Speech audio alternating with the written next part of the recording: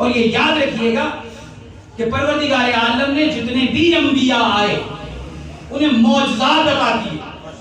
آخری نبی کو جو معجزہ دیا وہ علم کا معجزہ دیا.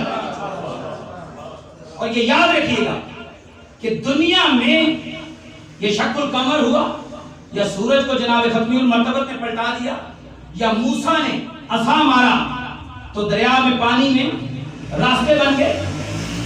آنے والا مفکر، آنے والا مدبر، کوئی نہ کوئی معجزات کا انکار کرنے والا آیا.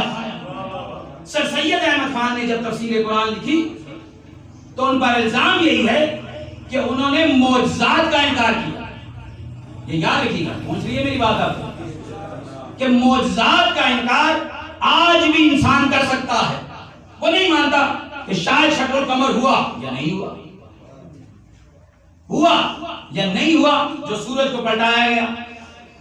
آج بھی معجزے کا انکار ممکن ہے کہ کہتا ہے شاید یہ کہانی ہے، افسانہ ہے کہ جناب امیر نے در خیبر کو اٹھا کر ہوا میں اچھال دیا.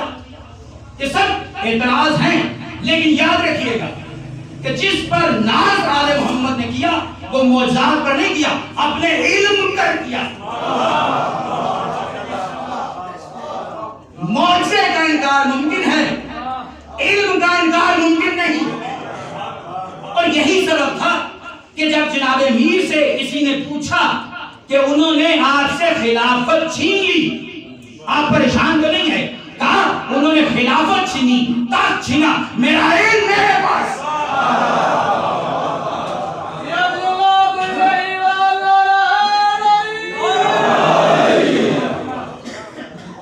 علم کو چھین نہیں پائے.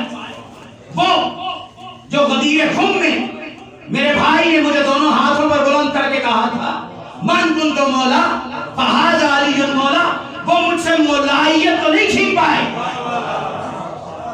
تو یہ یاد رکھیے گا کہ آل محمد سے آپ خلافت لے سکتے ہیں، تخت لے سکتے ہیں، فدق لے سکتے ہیں. سلونی کے دعوے کو کیا کریں گے؟